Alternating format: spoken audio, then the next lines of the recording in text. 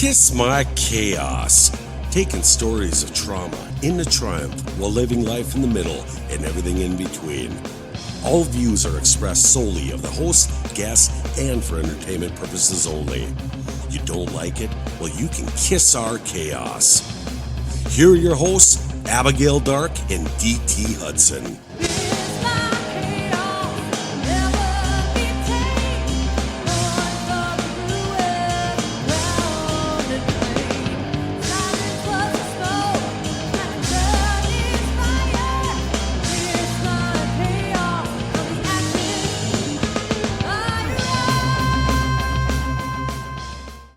Welcome back to the Kiss My Chaos. See how I enunciated that? Podcast. You did good. Thanks. I'll do better next time. Hey, it's raining outside, kind of crappy. Need a little bit of rain, but that's about enough. And I just want to say to my beautiful darling niece, congratulations on graduating from high school today, you little Yay. darling. I was going through old pictures, and there's one when she was a baby, and we had just moved into our house, and I was holding her as a baby. And it's like, how did this happen? There's so many seniors right now that are breathing a sigh of relief that they saw that the diploma was signed. Yeah.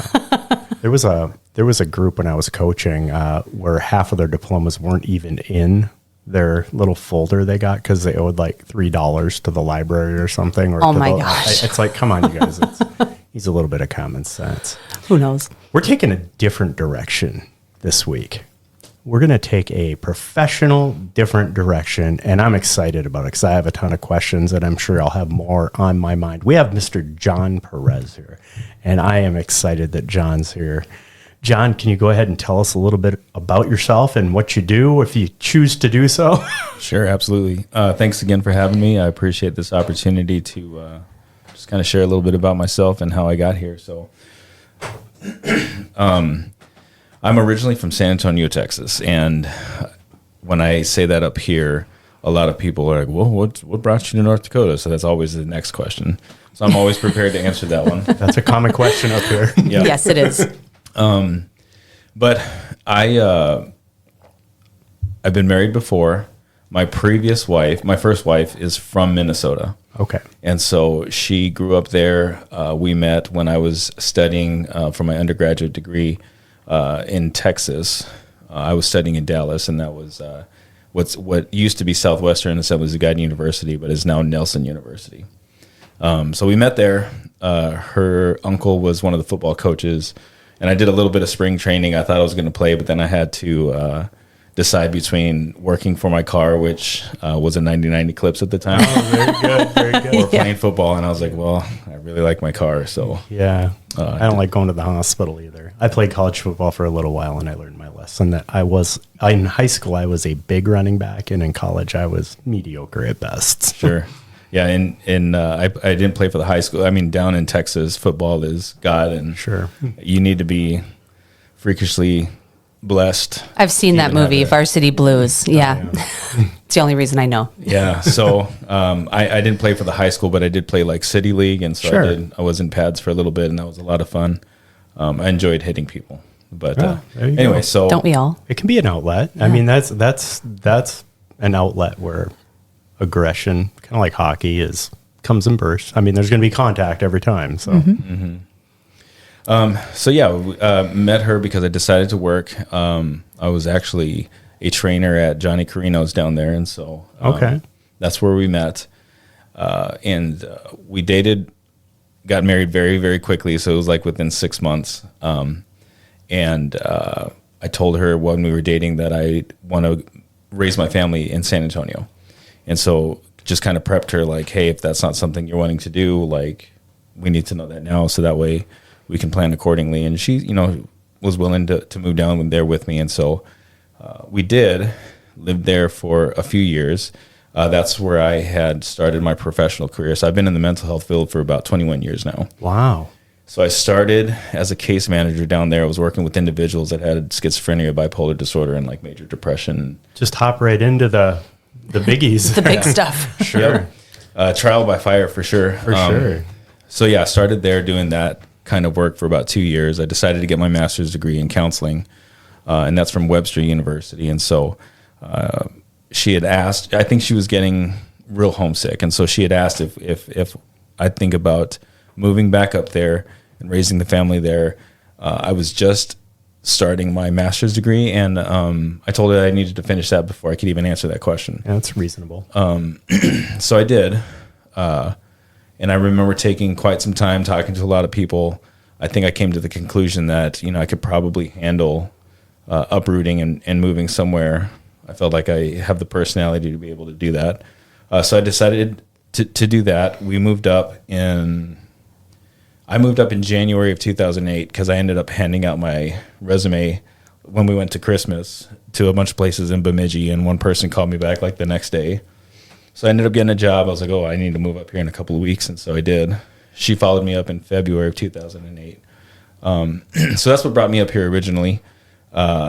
Then around June, unbeknownst to me, she had started an affair.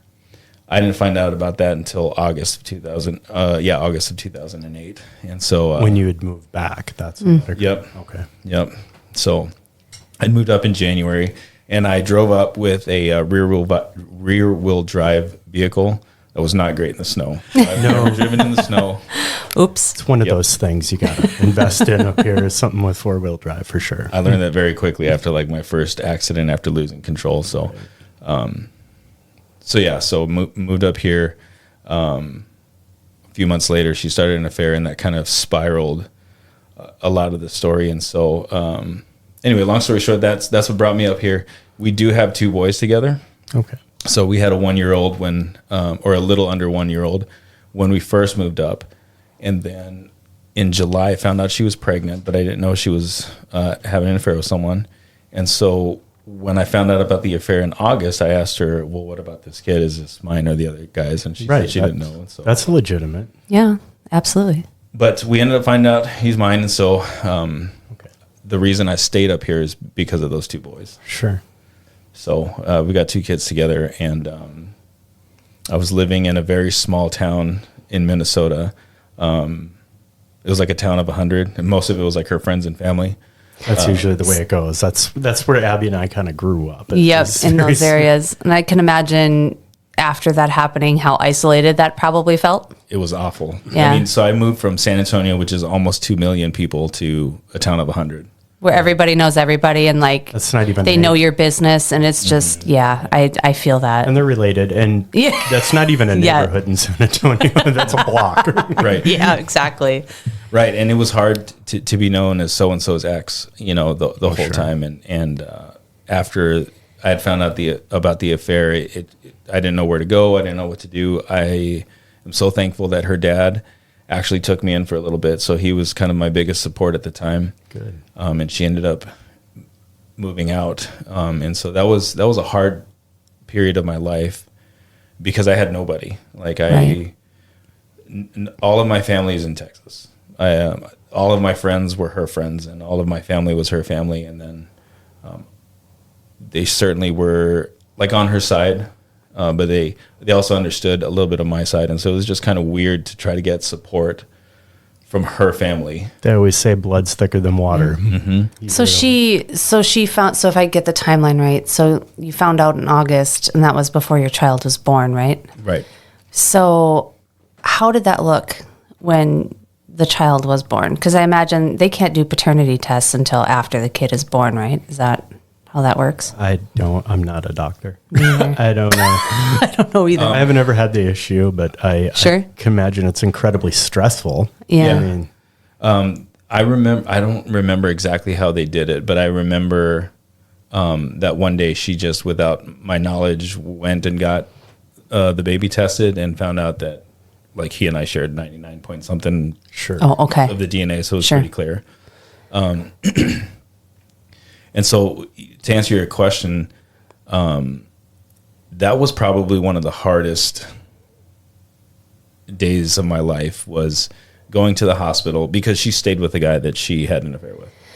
And so this was your child that was being born. And he was going to be there. I mean, because they ended up getting married, and so this was her second husband. Sure. And he wanted to be there. He was going to be stepdad. and I had asked at the time, like, hey, can it just be us? Like, this is super hard after everything that we were going through at the time. Mm-hmm. Like, we didn't officially divorce until December of 2008. Okay. And so he was born in March, and that was a tough time because I was all alone. I remember having to go to I had to find a separate hospital room just to go cry for a little bit because I felt like I needed to keep my composure there. Right. Yeah. And I just remember feeling so alone. I ended up calling my mom because this was probably early in the morning in March, mm-hmm. And just needing to talk through some things because I was angry that he was there. I was sad that I was all alone. And normally when, a baby is born, it's like, oh yeah, you're going to take the child home. But in this situation, it's where's home? Who's taking who? Like, you have all these questions of like, where do we go from here now? Like, what do we do? How do we navigate this new world with this, new life? Well, that and the isolation itself. Right. I mean, it's if you don't grow up in a community like that, it can be a lot, especially in the winter months. Oh, absolutely. I mean, because you're not going outside, you're basically domiciled in your home. And if you know no one, you're alone. And mm-hmm. It sounds to me like the decision to stay was the children. Yes. Okay. I was very fortunate too because I knew one of the things that I had to do moving to a new place was to just start meeting people. And so when I first moved up, I tried to find a group of people that were playing basketball. Sure. And so I ended up playing with a bunch of guys in Walker, Minnesota, and I met one of my best friends up here there.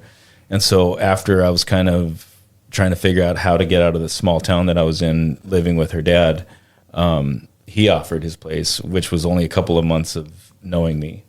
And I was very fortunate to have a support like that as well. So I ended up moving about 15 minutes away, which was to Walker with my friend. And so I was living with him at the time, so I wasn't completely alone, living alone. But it certainly was hard at that time just because I really didn't have a whole lot of people to talk to. So right. I love Walker. It's one of my favorite towns. I'm just saying. Yeah, it's they have awesome. A great candy store there. Not as good as my mother-in-law's, but it's a good candy store. Well, that town does have a lot of sentimental value to me too, because that's actually where I met my current wife. And so her and I, we've been married for 14 years. In fact, it was 14 years a couple of days ago. Oh, congratulations. Thank you. Awesome. So 14 years, we dated for 3, so I wasn't going to make that mistake again. No, that's all right. So we dated for 3, was married for 14, but I met her in Walker at Eel Pout. So. Oh, really? Yeah. Those things terrify me. If you don't know what an eel pout is, they'll wrap around your arm. It's crazy, but it's a huge festival. I don't know. Yeah, I hear that it's like nationwide. It is. And so I've never heard of it in Texas, but I've never even seen one. I just went for the party. So. Yeah. Did you see one? No, I've never seen an eel pout. I heard they're ugly. They're ugly, and they'll wrap around your arm. It's a little much. I don't like snakes, so it's like a water snake to me. So yeah, I don't like snakes either, so I probably wouldn't have handled it. So how did the arrangement work with the kids, of seeing the kids, and how did that pan out? Before and while you were with the new wife. Sure. So I'm trying to get my timeline here. In December, we went to the judge for the divorce, and I went about things, I guess, not the right way. Going from some advice that I'd gotten from a lawyer that I don't think gave me great advice, and so sure. I had prepared some stuff to try to make the case for 50-50. She was very adamant about the kids needed to be with her. There really was no reason. I mean, we weren't aggressive or violent towards each other. There were no safety concerns or anything like that. And so since they were the reason that I was staying up here, I wanted to be a big part of their life. I've always wanted to be a dad, and I've always wanted to be a good dad, and had the opportunity. And I feel like I got the cookie cutter arrangement that a lot of dads get, which is just every other weekend and then a weeknight in between. And that's not a lot of time. That's a very low amount of time. And then holidays, I suppose. Right. We had to switch the holidays. And so I think she was happy to have that kind of schedule. And that caused a lot of arguing between the two of us, just because I was asking for more time consistently. I wouldn't think that's in the child's best interest when you have two parents that are, I mean, if you get to do what's best for the kids is what I'm trying to say. And you have two parents, a loving father, let them spend time with a loving father too. Well, I remember asking her, because it was difficult on me, because on the one hand, it's like, oh, I'm going to be alone to do the midnight feedings. I'm going to be alone, and have to work to support myself to be here. But I knew that being an active presence in the boys' life at that young of an age was extremely important. Absolutely, it and is. So I had asked for so many overnights, and back then I remember thinking, why is she saying no when she's going to have an opportunity to like sleep and not have to wake up? I can do bottles, I can do it. But she kept saying no. She kept saying that they needed to be with her, and that kind of became a theme throughout their childhood. Do you believe it was like a control type situation, or was it just a perception? I think a very small part of it was probably a perception thing. Okay. Mother needed to have her kids, and Sure. And but I think I don't believe she was trying to control me. I think she just really wanted to make sure that she was also in the kids' life. So I'll fast forward a little bit because I think this is an important part of the story. But I remember when they were older, she had we were dropping them off at a midway point, excuse me, which was Lake George, and I remember she made a comment to me when I had dropped them off. She said, "I'm so terrified, or I'm so afraid that you're going to be the favorite parent." And I remember, even the look on your face was like, what do you mean? I'm their dad, you're their mom. Like, how does, that shouldn't be a fear. They love both of us. Right. And so I tried talking to her down from that ledge. Is that's not going to be possible. We're both the parents. We both love them. I'm not trying to take your place. I'm not trying to have the next person take your place. But that comment became significant because I think that was a part of some of the behavior after that. Sure. In terms of undermining my relationship with the kids.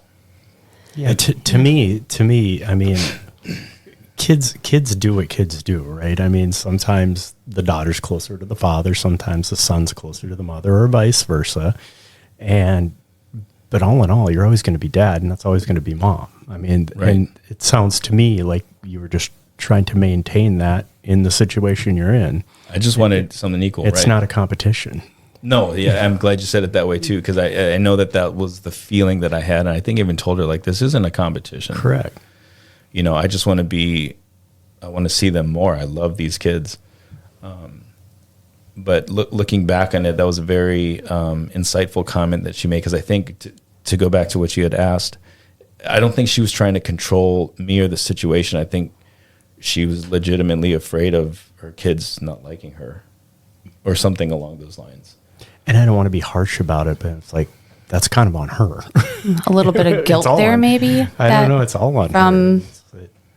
From the divorce and stuff. And well, yeah, maybe. I mean, she maybe is internalizing a few things, obviously. It's hard to know. I mean, we had so many conversations about that afterwards. Some of them were heated. Some of them, I think, were in moments of clarity in both of our lives where, you grow up and you look back and, I could have done some of these things better. I could have been a little bit more present here, or I wish I wouldn't have said that then. Right. Mm-hmm. Yeah, it's hard to know truly what that was all about. I can just go off of some of the things she told me that, looking back, it's okay, it makes sense that it's this way because she said these kinds of things. Yeah, It's Right. the hindsight of it all. Right. I mean, I think clarity comes with time sometimes, and maturity, and balance. I mean, I come from a family where I'm a stepfather, and I tried really hard to put myself in my son's father's shoes. It's all right, how would I think that would make him feel if I did this or I did that? And it got to the point where he started doing it with us, and it's very supportive, and I call him a friend now, and he's part of the family. He comes for all of our gatherings, but he's also my son's dad. And if you can get to that point, it didn't sound like she was at that point, but you kind of were. It's like, look, you're going to be mom, I'm going to be dad. And yes, your new husband or significant other is going to be in have interaction, but I'm always dad, and you are. Right. So there's a trust issue, trust things. I don't know.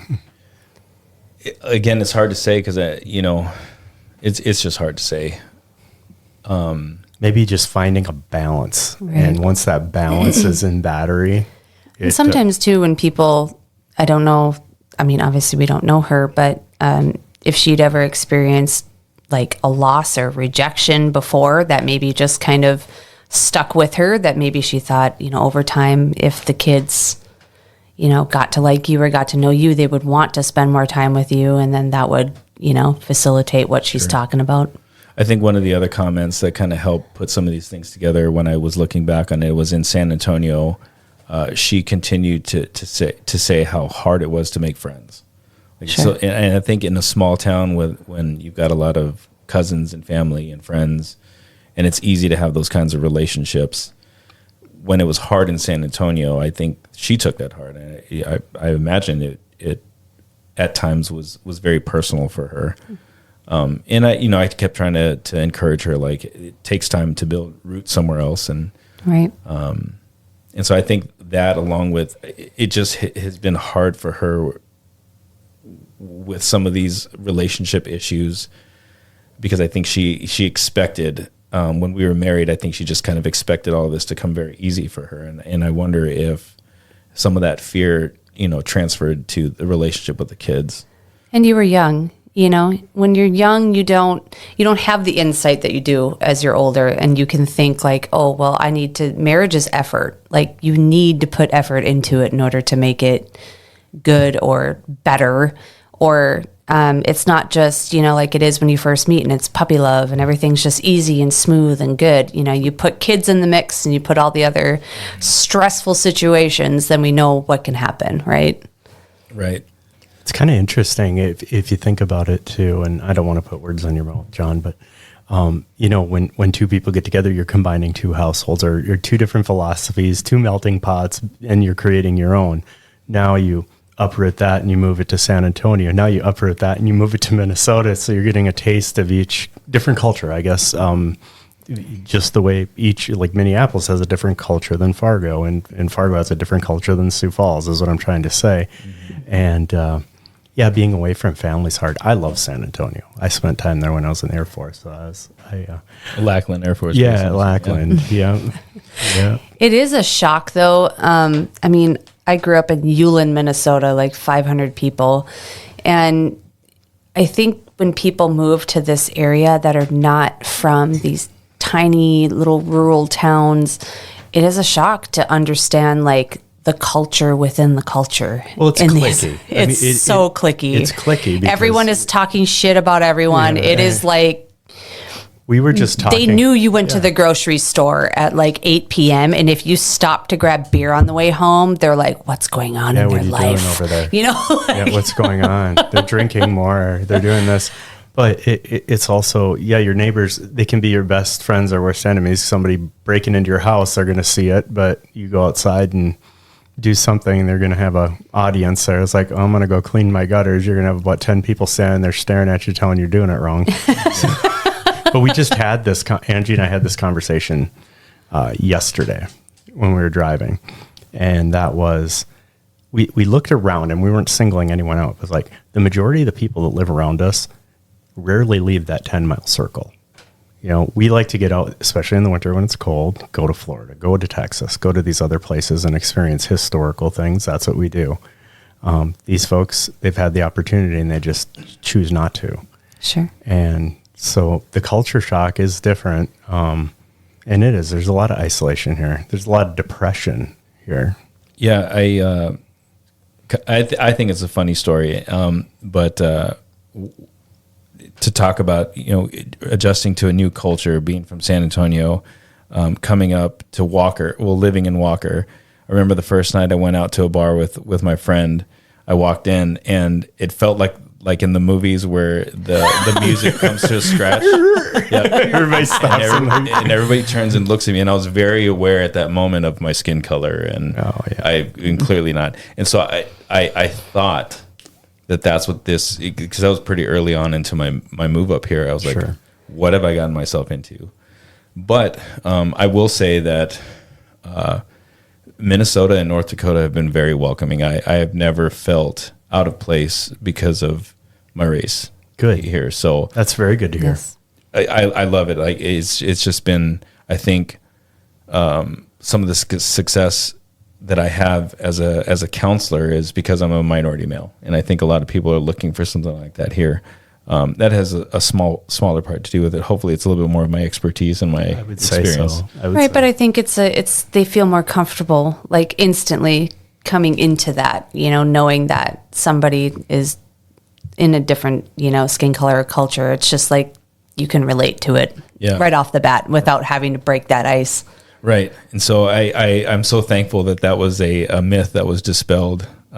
Not too long after that, because that was one of my first experiences. Like, oh, what have I gotten myself into? What is this all about? So I have a relatable story to that. So my husband and I went to the Yulin bar. Nordic, and we're metalheads, right? So back when we used to drink, we were sitting there just having a few drinks, and on the well, I don't know if they call it a jukebox anymore, but maybe a jukebox still there because it's a small town and it's old.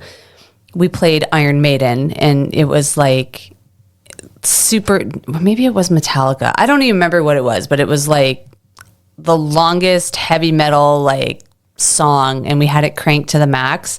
And of course, like everyone's just looking at us because it's not this like bodunk country song that's playing on there. And then they turned it down and like almost off until like the next shitty song came on. Then they like turned it back up, and I was like, I feel violated. Did you go turn that down? You're going to get into a little pissed. small town bar rumble. Let's go back to Fargo. Like this sucks. I appreciate that. I feel that. I also am a metalhead, and my wife is not, and so she. I'm also a drummer, and I think I get so sucked in with some of the patterns and how like precise these drummers can be, how quick they are, like the technique behind it is very intriguing to me. Oh, absolutely. Anyway, my wife is just like, that's noise. I don't like that stuff. She's got to listen to a three set jazz drummer, and it's amazing what they can do. Yeah. I mean, she's in for a long haul because my 10-year-old is all about metal. So I love it. We're connecting. As is my 9-year-old. Yes, that's the way to do it. Yeah. So I do love my metal. In a way, though, like, aren't you happy that like that's the favorite music of your child? Yes. I was afraid my kid was going to grow up to love country. That could be the ultimate fuck you. Like, I was going to be so sad if he was a country fan, but he is through and through a metalhead so far. So he will be, but it's good to have a robust musical genre, I think. And I never thought I'd say this. You know what I've been listening to lately? Country metal. There is some good country metal, like I would say more like dirty metal, like dirty country metal. Yeah, dirty country metal. I'll have to get some band names when we're done here. Blackstone Cherry, maybe, that kind of feel. That. Yeah. I think almost a lot of the modern country touches on that and pop.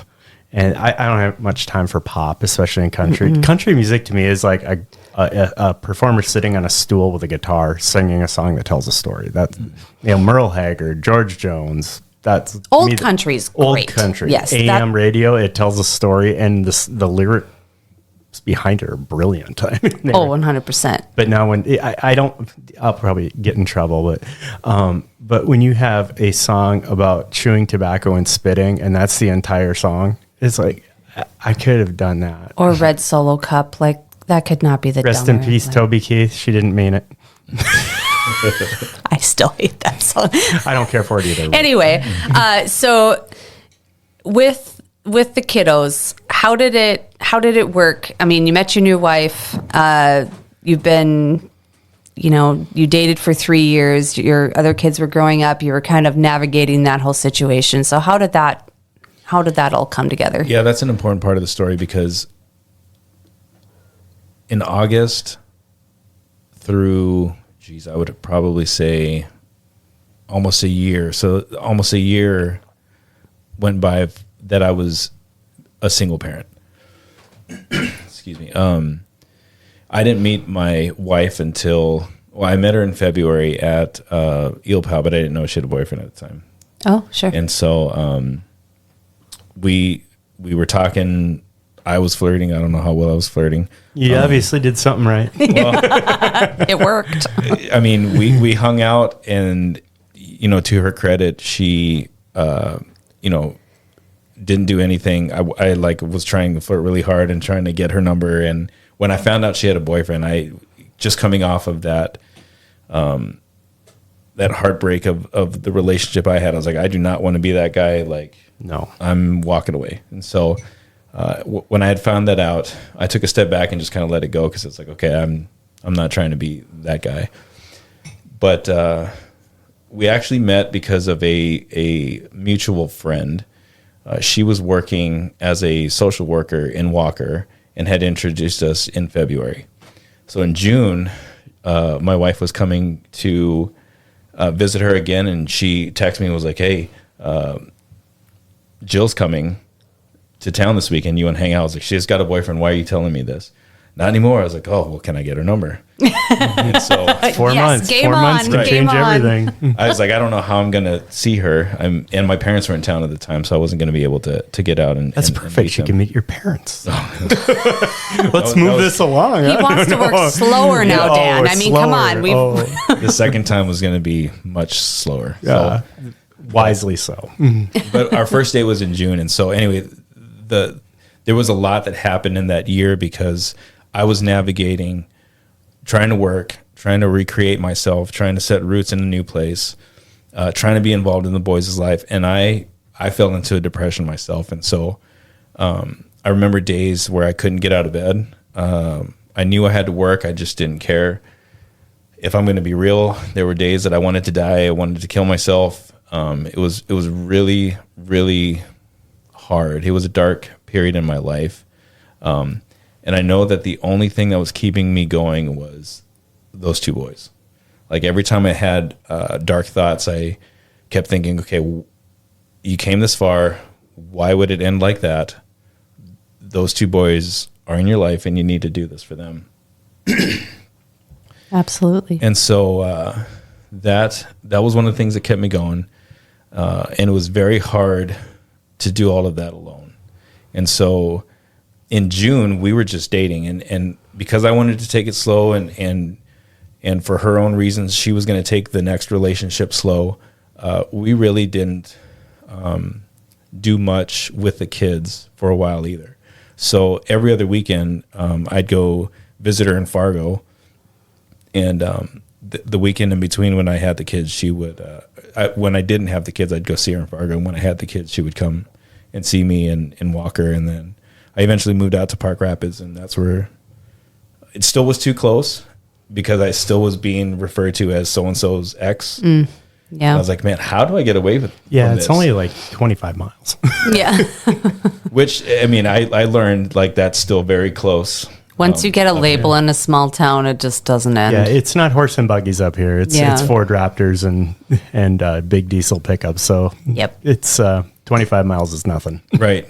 Yeah, learned that quick. And so it was either Fargo or St. Cloud, because I wanted to be in a bigger place that had a little bit more opportunity for my career, still close to where the kids were, because my ex moved to northeastern Minnesota, and so we were traveling probably 3 hours round trip every other weekend to get the boys for, I mean, longer than a year, but when I was doing it on my own for about a year. So, Oh, so yeah, that was really hard. I had to overcome a lot of dark places mentally.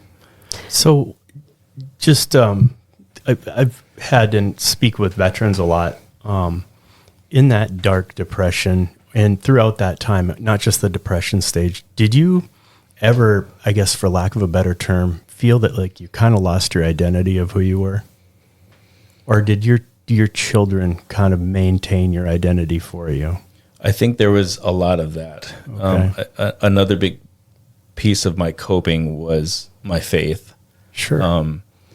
And so between being present for the kids, being around, I just didn't want anyone or myself to have to explain to the boys why I wasn't present, why I didn't keep fighting. I wanted to tell them when they were old enough that, like, hey, I did this for you. And I think that thought was a lot of the fuel to just kind of get me through the day into the next day. Like, okay, let me just take it easy with this. I'm going to be around today. Let's see what happens tomorrow. Between your faith and the kids, I can't think of any better fuel. Right. Mm-hmm. So that's what kept me afloat for the longest time. And then, of course, when I met Jill and that started getting serious, that also helped because, I was able to find and establish a relationship again. That's a victory for you. Sort of. I mean, yes. Ultimately, yes. Sorry, Jill. Yes. Sorry, Jill. You can blame me. I'm used to it. I've been married for 27, so I'm callous. But for somebody for you to actually like confide in and talk to, like you say, yes, your boys got you through, but like, let's be honest, they were little at the time. And it's also very stressful being a single parent, like parenting the kids with a new relationship. Like, what are the boundaries? What do we do? It can be hard to navigate. So when it gets to be more serious, it's nice because then you have that person you can be close to and confide in. But then in the back of your mind, I'm sure there's always that like, you got some backup. You got some backup that you can trust and love. Right. And right. You can feel love again, right? Right. It's a different kind of love, and that's for me anyway. Right. I don't want to put words in people's mouths, but a love for a child and love for a spouse, it's love, but it's two different things. Mm-hmm. I mean, there's the adult and there's the parenting love. 100%. I forgot what we were talking about right before. How you kind of navigated with the kids. I know that you were driving back and forth and things like that, but then when you and her started getting serious, how was that talk of like marriage and integrating everything? Oh, sure. So, actually I remember what we were talking about now. We were talking about that depression state and kind of getting through some of that. I remember going to counseling myself at that time too. And I spent probably a year working through a lot of the issues, because it was at that time too that I made the decision to okay, she left for a reason. What was that reason? My previous wife. What was that reason, and how can I fix it and be ready for the next relationship? And this was before Jill. And so when I had made that comment about I forget exactly how it went. Anyway. The beginning part of that relationship was difficult because I was bringing my anxiety of being cheated on again into the new one.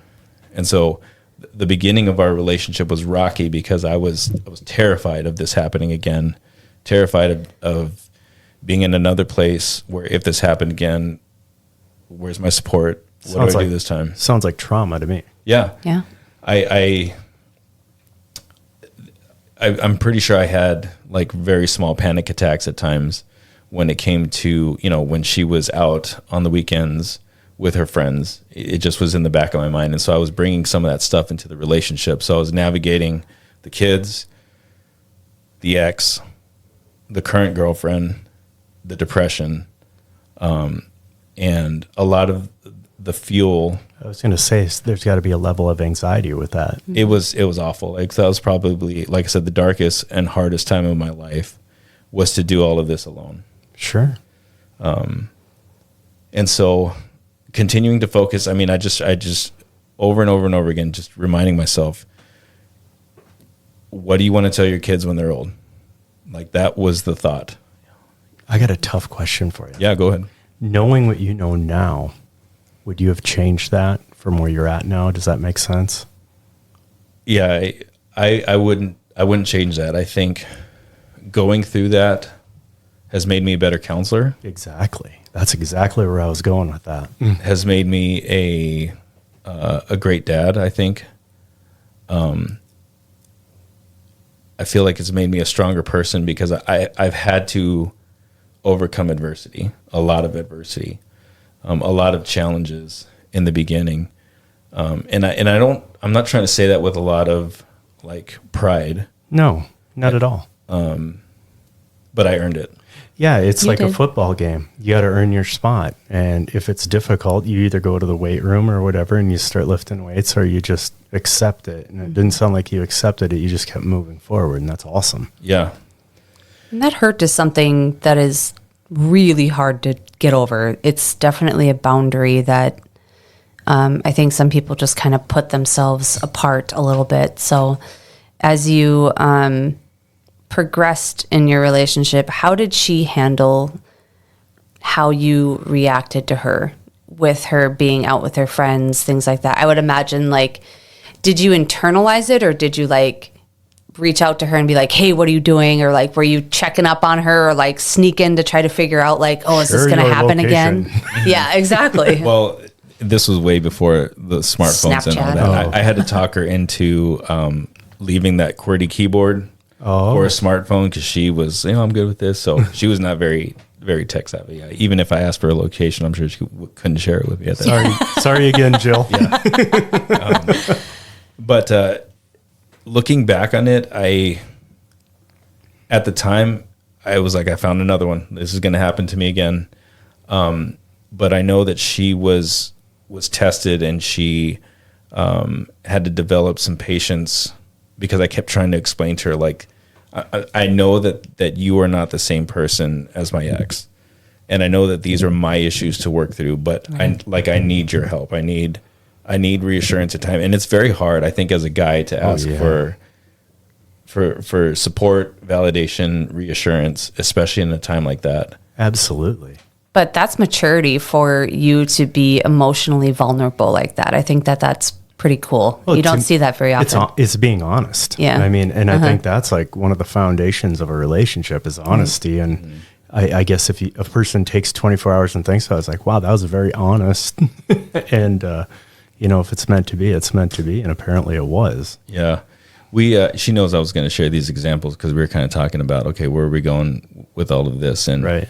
I think two of the worst things that really spiked my anxiety, my fear, her and a friend had gone to Hawaii for like a week, and they were staying with two guys. Oh, geez. And I was like preparing myself, for the time change and not being able to communicate like we could, being in the same time zone, and my mind going a million miles an hour, thinking of the worst case scenarios.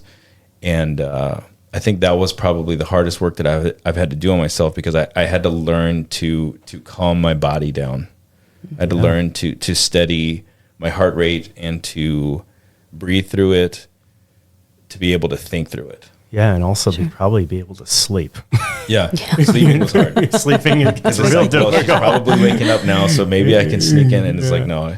And so I was very cognizant of this time around. If I'm clingy, if I'm pushy, if I'm asking too many questions, I remember telling myself, she's going to leave you, and then you're stuck again. That may have happened. That could have happened easily. Right. So I was working really hard to just kind of go at her pace, to accept kind of my circumstance, that a lot of her decision about our relationship really rested with her. Sure. I knew from early on, and I told her this a long time ago, I knew from early on that I wanted to be with her. Mm-hmm. And she, had some questions and needed to work through some things herself, because she'd always told her friends, I'm not going to marry somebody that has kids. Sure. And so here was this guy who had It's a hard kids. thing to do when they're young, you know? Yep. I have to say, John, I also said that. And then I went and married the best woman with a child, and best decision I ever made. So crazy how life comes full circle, and what true love can do. Because that just to me means, man, maybe I haven't experienced it yet. And when you find it, it's like, you know what, this is actually a blessing. Yeah. I feel that I can resonate with that for sure, because we certainly had to work quite a bit on our relationship through the years. I mean, there are other trials that I'm sure we'll talk about here in a little bit, but yeah, that's how I navigated that, was when I wasn't panicking and freaking out. I was talking to myself through these issues. You got to go slow. You can't rush this. You don't want to rush this. I mean, there was just a lot of things that I was juggling mentally at that time. And she obviously accepted, I like to say accepted our crazy because she agreed to marry you. Mm-hmm. And yeah, so 3 years later, we got engaged and married. And we had a decent relationship with my ex. I mean, we were getting along as best as we could. We were still bickering about, which I think is natural, bickering about the schedule and communication. There was one point where I was trying to make the case to her that, like, hey, the kids should go to school here because we've got a better school system. And just, I really researched it, laid out a case as to why I thought that might be helpful. And she was not about all that. So we had our arguments, our disagreements, and our bickering. She decided to move to Fargo to be closer. And so that's when things got a little better. You know, we were able to sit at sports games together and activities together and talk through some things. And so I think that first period was getting through my anxiety, my depression stuff, how I had to cope with that. That was kind of the first hurdle. Right. The second hurdle was having to juggle all that stuff. I mean, because we were fighting a little bit later about the schedule again, because I still wanted more time with them. I didn't go half and half until years later, and she was very reluctant about that too. And so trying to blend families, trying to juggle schedules. Jill and I, we have 2 boys together, so I have a total of 4 boys. And our 2 kids came from fertility treatments. Okay. Which we all know is it can be very traumatizing. I have a friend who went through that, and it doesn't always work the way that you hope. And, you know, there's a lot of hope that goes through all of that, where I would imagine in your relationship, the last one was like, well, it was so easy to have kids. Why is it so hard now? Like, why, you know, I finally found what I wanted, and now it just didn't work. Tell us how that whole thing came to be. Yeah, that's right on. I was fortunate to be working for the state at the time. So I was working at Southeast, and our insurance, I didn't even know, happened to have a really good coverage for that. And so we were able to use that and start the process.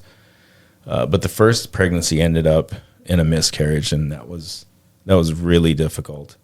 That was probably, again, that's the next biggest hurdle, because that could have ended our relationship. We were just coping differently at the time. There was uncertainty about our future. We probably hated each other for a little bit. And we ended up going to couples counseling to try to help us navigate some stuff. We ended up bonding over that first couples counseling session, though, because we both walked in and the counselor was saying some really weird things, and we were just kind of like, I think we're good. And so we walked out, and in the car we were like, what did you think? What did you think? Well, that was weird. Oh, okay, me too. And so that kind of got us laughing together for the first time in a while. So it worked. Yeah. Maybe What's it like being a counselor going to a counselor? I don't know. I think it might be more common than you may think. Oh, I That's could actually going to be imagine, one yeah. of my questions coming up later. It's weird, because on the one hand, like I'm trying to get out of my head, like I think I know what you're doing. Yeah. You know, but over the years I've realized that it's not necessarily about the technique, it's about the relationship you have with your counselor. Yeah. Mm-hmm. And letting the relationship do a lot of the healing. And so it's weird, it's hard. It feels very stigmatizing. Yeah. But I'm glad I did it. I would do it all over again. And I think too, you know, you guys were both navigating through grief. I mean, I can't imagine the grief that is felt by the loss of a child, and how much that could tear someone apart, and how you get through something like that. And then, and to the people that have the rainbow babies, like it's incredible, absolutely incredible, just to get over that hurdle in the beginning and to be able to come back together as a couple and to make yourselves stronger. Did you feel like you came out stronger on the other side after that? It took a while. because some of the advice that we had gotten actually was let this go. Don't worry about meeting each other's needs, and pick a date where the two of you can agree to come back and talk about things, because we just needed she wasn't meeting my needs. I wasn't, just all kinds of needs. I wasn't meeting hers. We were just kind of going through the motions when I got home from work, when she got home from work. And there was a point where we were sleeping in separate rooms for the longest time, and I missed her, but I also didn't like her. Right. And so I think when we had the freedom and the permission to just, okay, we're just going to let this go. We're agreeing to remain together, remain faithful. You do your thing, I'm doing my thing. And I think 2 months later, we decided to come back and talk about it. So anticipating that date, we just kind of did what we had to mourn the loss of this kid. And when that date came, we talked about things. We actually went skydiving. Oh, I love that. So it was a weekend where we spent some time together at like an Airbnb, went skydiving, did some other things, and kind of talked to do some stuff. And so there was a lot of work to do. So it didn't heal instantly. And I think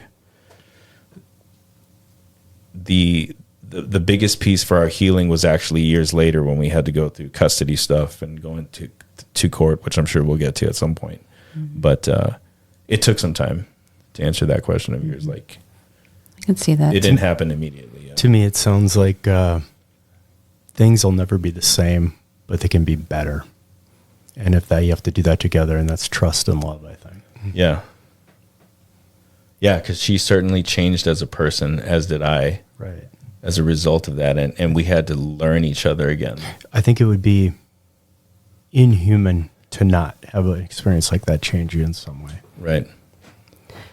And so some of the things that you had observed earlier about, well, you had kids and it was easy for you, and here we have to spend time and money and effort and heartache just to even try. Mm-hmm. That was a very difficult thing to navigate together. So when you got pregnant with your children, did you have to go through in vitro again? Yes. Okay. How did that go? That was, she is so much better of a historian about that than I am. But those were hard too, because I just remember a part of the process was we had to do like nightly shots. I was gonna say, she remembers the shots for sure. Yeah, I remember them too, because the needles were huge. Ugh. They weren't like take your blood out for labs needles. They were these giant needles, and I just remember being like, "Sorry, honey," Yeah. But we'd have to do that every night, and she was a trooper about it.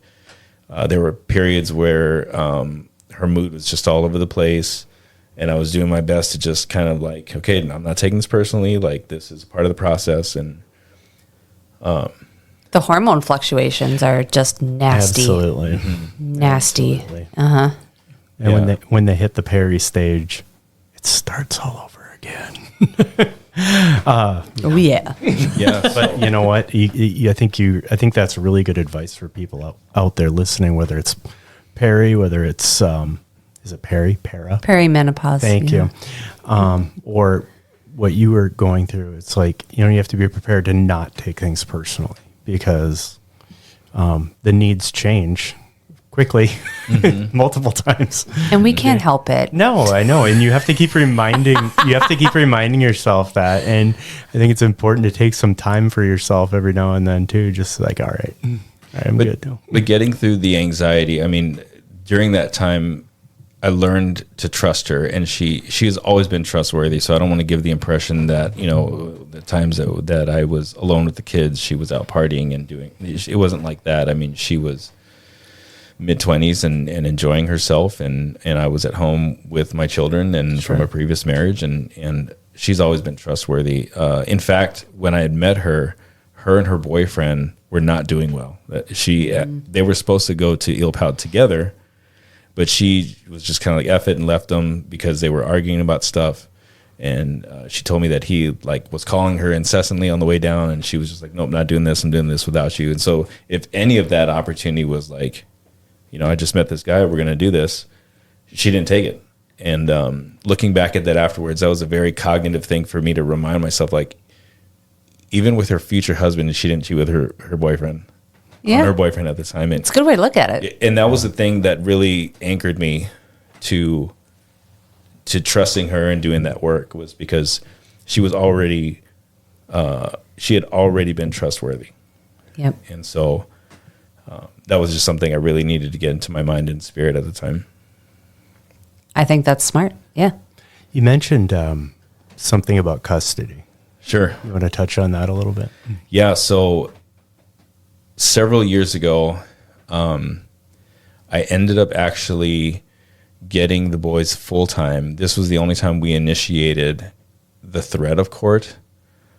We didn't go to court, but I hired a lawyer because my ex had made some decisions that were going to put my boys and her daughters with her second husband in a very, very bad place.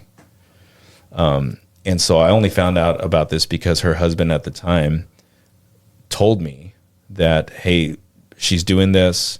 She's thinking about doing this with this other person. You need to know this because I'm trying to get the kids. And I'm like, oh, well, that's really terrifying. I found out through him also that she had gone to like a lawyer to ask, how much trouble can I get into for doing this? And the lawyer was like, you probably need to think about what you're doing here. So it was a pretty serious thing that was going on that I think prompted Jill and I to decide to get them full time. And so I told her that I was going to hire a lawyer, that I was going to go to court if I needed to, but that she should make the decision and just let me have them until she gets her life straight again. And she reluctantly did, so she signed something then, and I had the boys full time. And so it was in that time that she had ended that relationship, but then found her current husband. And so I think this newer relationship was a little bit more, what's the word I want to use here? Approving of conflict. And so she was trying to negotiate for time back. And I was like, look, you're still in this pattern of these new relationships. Let's just see what happens with this one, right? Let's let you kind of figure out where you're going to be. You set roots as well. And then we can explore 50-50 again when I know that this guy's going to be somewhat in your life. I never said no. I've always believed that my kids need their mom. Sure. And so it was never my intention to take them from her. But I think that fear that I had mentioned from a long time ago about being the favorite parent and not being, I think the stigma of a mom without her kids kind of fueled this fight that lasted quite a few years with trying to get the kids back. And she would tell the boys stuff because they were older at this point. She would tell the boys stuff like, don't worry, mom's going to get you back. She would tell them, she would undermine my relationship with them and certainly with Jill. She was doing a lot of suggestible things like, when she got the kids back, she would ask them, how did it go, Dads? Was everything okay? Like nothing bad happened, right? So there was kind of this suggestion, and I don't think she was doing it for an evil reason. I think that she was very anxious about not being with her kids.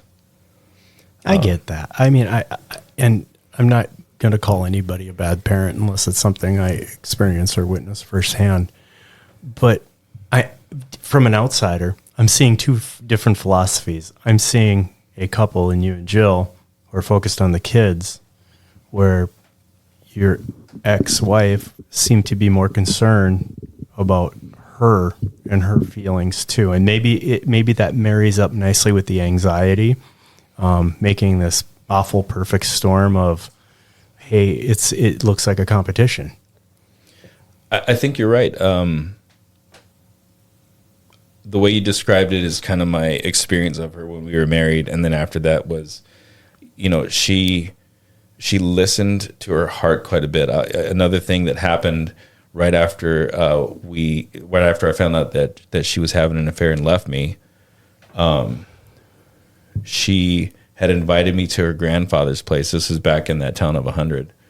And she told me after the fact that she remembers praying about it and like, God, if this is meant to be, let me feel it. And she said that when I walked in, none of this was known to me. When I walked in, she was expecting to feel this surge of joy and happiness, and I want to make this work. And she's like, I didn't feel anything. And in my head, I'm like, of course you didn't. Like, you didn't like our relationship. We had a lot of contention about how it ended. I can't imagine you'd have these magical feelings all of a sudden seeing me after several weeks. Yeah, what was done to fix it, Right. Right. So it's I could give a lot of examples on why I think she listened to her heart, which isn't, I don't fault her for that.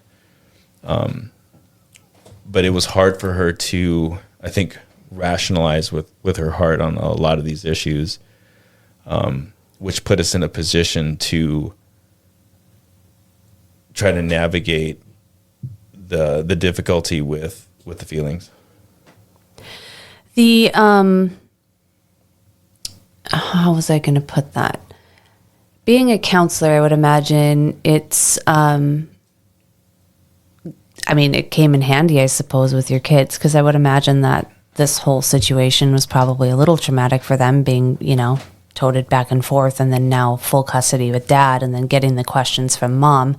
How did the kids do? The kids, you're right, they did take it hard. And it's hard to speak to that because some of the behavior was she would actively tell them not to tell me things. Mm-hmm. And so I think this culture was created, and this is just speculation on my part.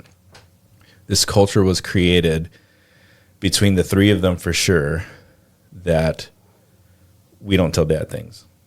Sure. There was, I've overheard her saying that to the boys.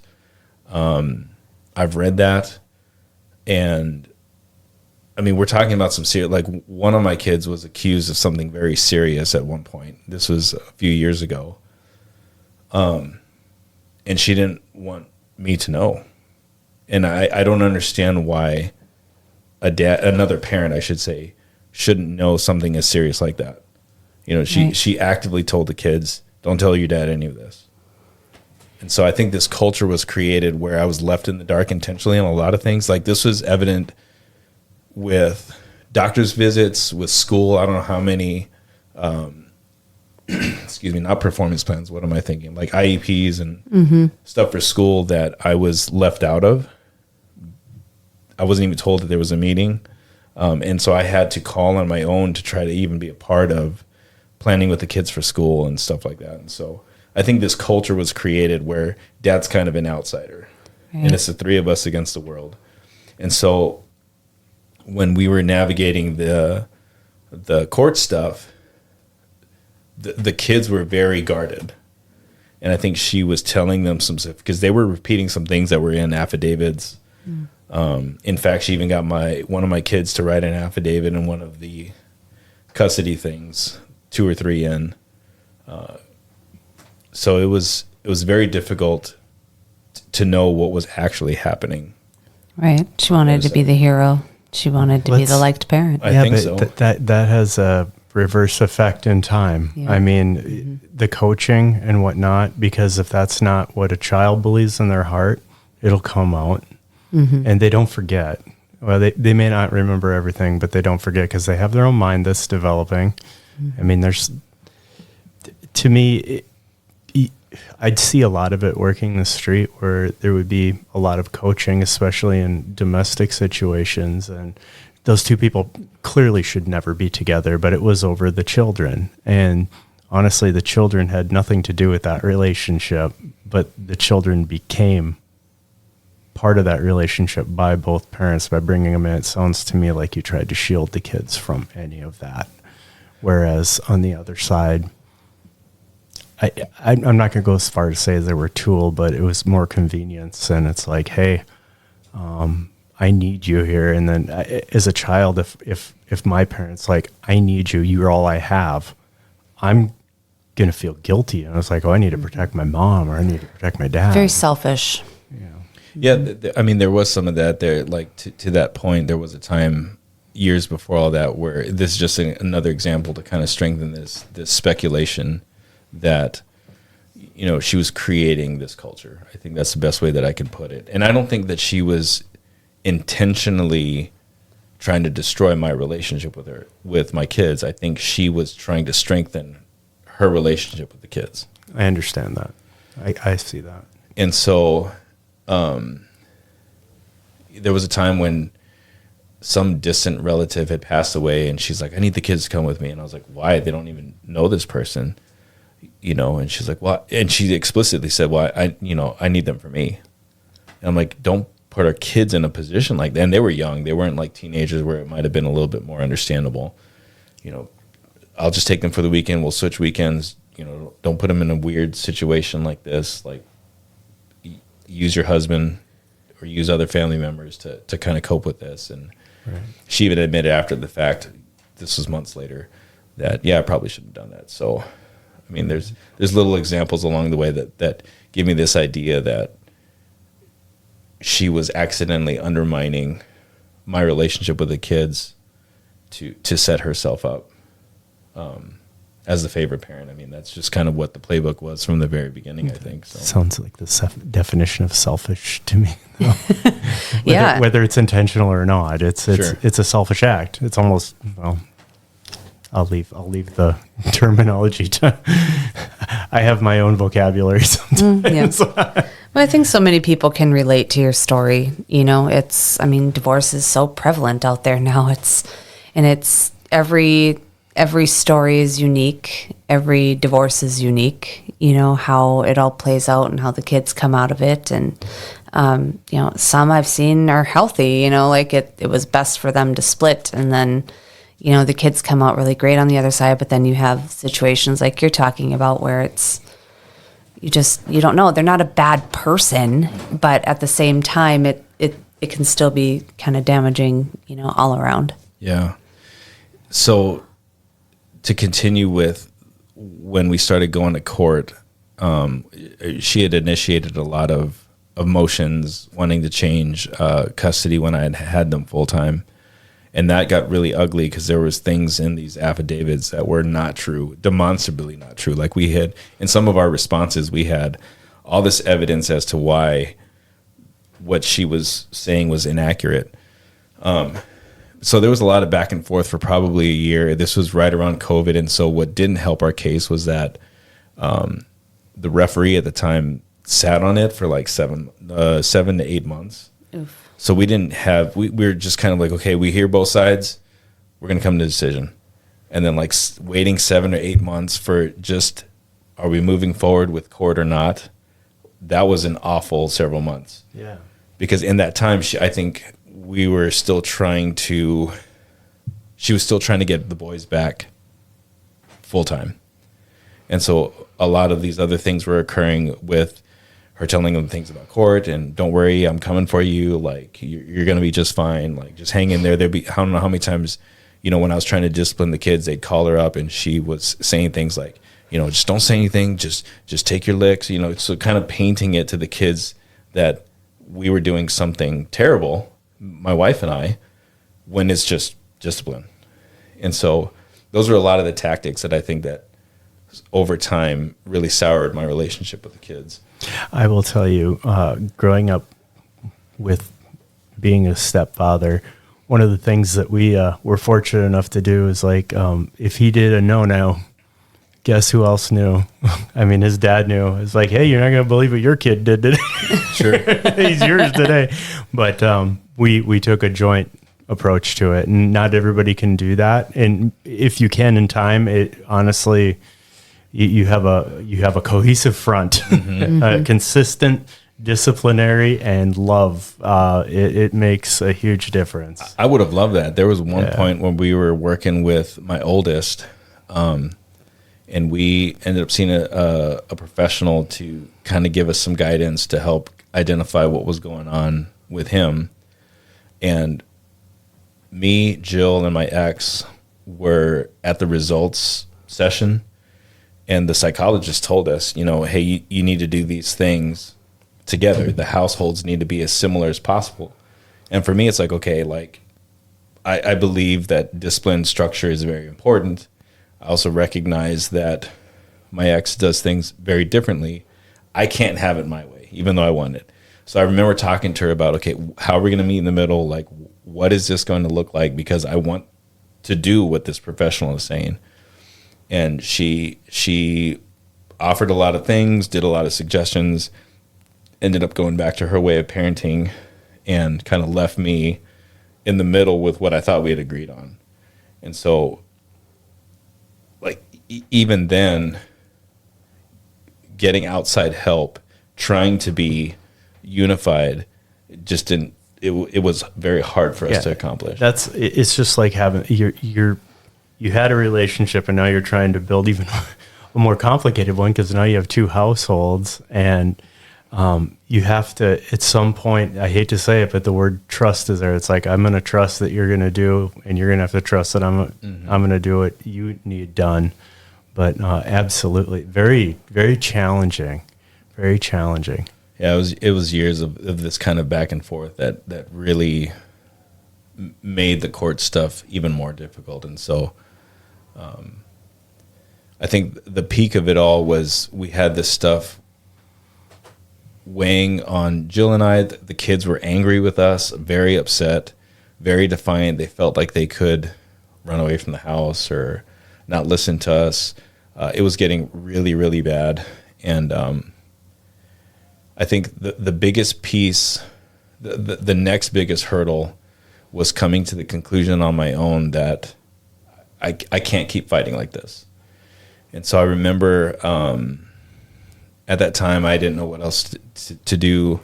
I was seeking counsel with my pastor, with friends, talking to other people about, okay, like, what am I missing here? What I need to be doing something different.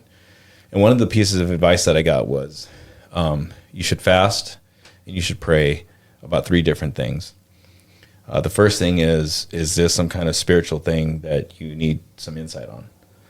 The next one is this something you're doing? Or the next one is this something God's trying to do? And so I was like, all right, I'll take this advice. And I remember telling God, you need to show up. Otherwise, I'm walking away and I'm not going to believe you even exist. And so that first day I was praying about, is this a spiritual thing that's going on that's out of my control? Didn't hear anything. So, well, that's a great start to all of this. So the next day was the day that I was going to pray, is this me? And it just happened to be that I opened up Facebook and I was reading all these posts and things were kind of speaking out with that kind of theme in mind. And I was like, okay, great. What am I doing that's not helpful here? And I'll never forget that it was like 3 Junes ago that I was mowing the lawn and I was praying at that time. And I remember feeling like God was talking to me about what to do next. And he had said, yes, this is something that you are doing. You are in the way. Like, you are fighting so hard for something nobody wants. Your kids don't want it. Your ex doesn't want it. Like, it was wrecking your own house. Like, I am trying to do something here, and you are the one that's in the way. And I remember being like, okay, this has got to be God's voice, because I would never tell myself something like this. Like, I would never think something like this to myself. So I sat on it. I chewed on it. I talked to Jill about it. And I think that was the catalyst to, on our own, take a step back from having them full time and accepting that this needs to settle down for everybody's well-being. So we agreed to that, and at some point that too wasn't enough, because the kids, every other week at that point, the relationship was so hard that they were not wanting to be at our house. They wanted to be at their house full time. I was like, well, wait a minute, I didn't sign up for that. And so we were fighting even that. And so she took us again to court, which was another heavy blow. It's like, here we go again with all of this stress. She wanted to have them every week. and me again back to every other weekend sort of thing. And so that was another long period where Jill and I were arguing with each other about stuff because she thought we should do things a certain way. I'm trying to do things a different way. The kids were very upset being at our house. It just was a lot of turmoil. Our younger boys they didn't know what was going on with all the stress that was happening, and it just was not peaceful at our place. And so with all the fighting for custody, we ended up accepting that we needed to just take a step back. It was too hard on our families, like the boys included. And so I think the last piece here that I wanted to talk about in terms of kind of how stressful this was over years of back and forth was this approach for me to accept that I was the villain in her story, which was a very, very difficult thing to do at the time, because I had to admit to myself, she's never going to listen to me. She's never going to understand the points I'm trying to make because I'm the bad guy in her story. Like, nobody ever listens to the bad guy in their story. That's an interesting way to look at that.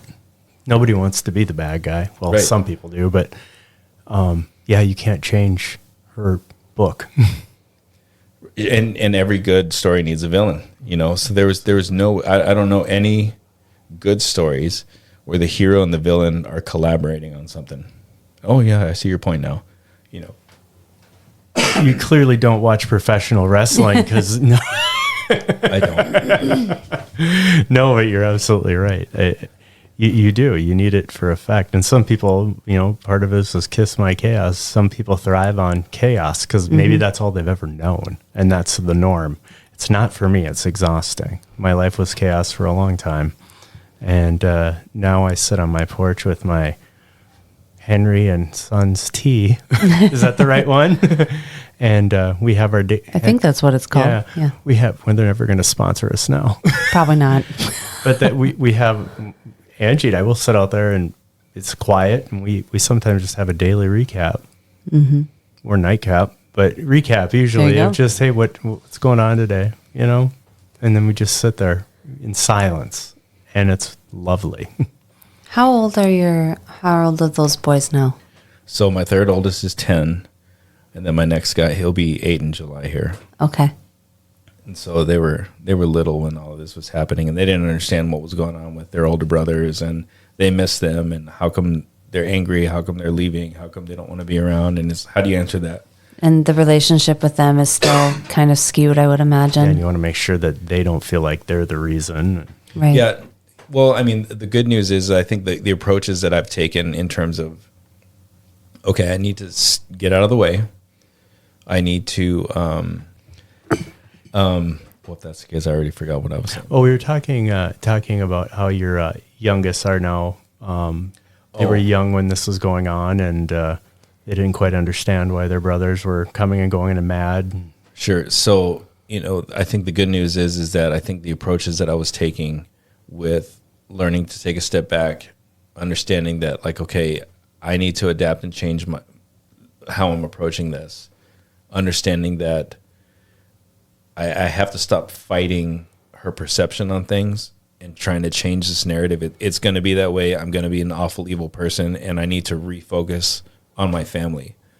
Another piece of advice that I'd gotten was that, kids that are in contentious relationships like what we had, they don't want to come back to a turmoiled, depressed dad. Right. They want to come back to a happy home. And it was very hard to juggle this idea of, like, I need to move forward. I don't need to move on, but I need to move forward. And I need to focus on who's in front of me, and also keeping an eye on these kids and making sure that I'm doing what I can to foster and restore a relationship with them. And so I decided to let go of the rules and focus on the relationship with those boys. And I mean, the good news is that my second oldest is coming around a lot more, even though my ex has like full custody of him. So he's driving to the house quite a bit. He's coming around more. Him and my 10-year-old are two peas in a pod. They get along really well. Good. My oldest is actually in basic. We're going to go see him in a few weeks. He's going to graduate. And so he's excited to see us. And so that relationship is mending as well. But I think it took me having to take a step back and really examine how I was fighting. I think it's very hard to not feel judged when people are like, wait a minute, you just gave in, you like let her have it and you stopped fighting. And it's like, yeah, I couldn't not have peace in the home anymore. But you know, when you do those sorts of things, I think when the kids get older, they become more emotionally intelligent and they figure it out. They do. I hope so. I mean, that's what I'm do. investing in, is that one of these days, they're going to want to hear my side of the story, because they haven't heard a whole lot of it. I think they see it. You know, they see the one parent that probably had the emotional problems, and then the other parent, and then they look back and they replay those scenarios in their head, and I think they view them differently. Because as you get older, I mean, you know, I'm the product of divorced parents, and that was things that I would think about. Like, as I got older, I started to notice things and patterns, and I'd be like, oh, you know, and then you develop a stronger relationship because you understand each parent as that they are people. We're all just people. And sometimes we make mistakes, and sometimes we don't always do things where we make decisions and we do things at the time with the emotional intelligence that we're given at the time. And I think as they get older, they figure it out. Yeah. Just because you're the bad guy in somebody's book doesn't mean you're the bad guy in everybody's book. Yeah, Right. and it's funny you say that, because I one of my favorite blogs is actually called The Villain, because it's kind of showcasing that acceptance piece of okay, I need to acknowledge the reality that I'm not even a likable character in her story. I am the bad guy that she is fighting and will never stop fighting, you know, and that's not a comfortable place to be. And so, you know, when you said you're not a villain in everybody's story, like that was another piece for me that was very important to continue to remind myself as I was trying to accept this, is that like this is just in her book. Right. I need to be a likable character in my kids' book. And so we ask every person that's on this podcast, if you could give other people one piece of advice, what would it be?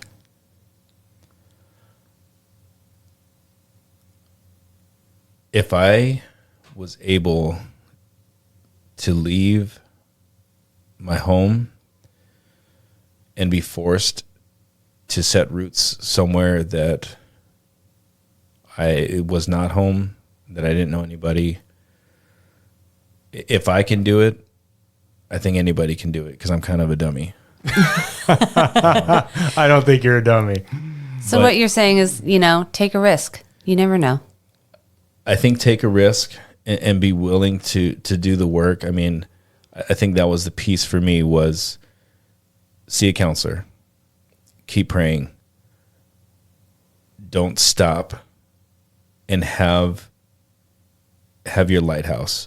Like, what is the thing that's going to guide you when it's the darkest? If you have a lighthouse, you're going to be able to get through something dark. And so for me, the kids were the lighthouse. And that was a piece that helped me make a lot of difficult decisions through all those years of heartache and heartbreak. So if I can do it, I think anybody can do it. It just takes a little bit of elbow grease. Absolutely. A lot of love too, man. Mm-hmm. Your kids are lucky. I hope so. We think so. What branch is your son in? He's going to do, he's for National Guard in North Dakota. Oh, Army or Air? Army. Very good. Yeah. Good on him. So he wants to do electrician work when he's done. So I think I found him an apprenticeship, so still awesome. fighting. Very cool. Awesome. Yeah. Things have a very strange way of working out. Yes, they do. Yeah. Yes, they do. Hey, we've been talking to John Perez. This has been very insightful. We want to probably have you back sometime, Oh, John. cool. I think that would be great because I think there's more to talk about. I'd love that. I mean, Would you? I think it would be awesome. these are the highlights for sure. There's a lot. Absolutely. Right. Love You that. know, and your book, my book, Abby's book, they're all different. Yeah. Just remember that. I think that's a good title for this episode is You're Not the Villain in Everyone's Book. Something to remember. I won't forget that. It sounds like a song. I'm on it. I'm writing it. Yeah. All right, everybody. Until next time, we'll see ya. Bye. Thanks again. You've been listening to the Kiss My Chaos podcast. Stay tuned for our next episode while we speak with some of the most intriguing people about their journey from trauma to triumph. If you find yourself in mental crisis, please seek professional medical help immediately.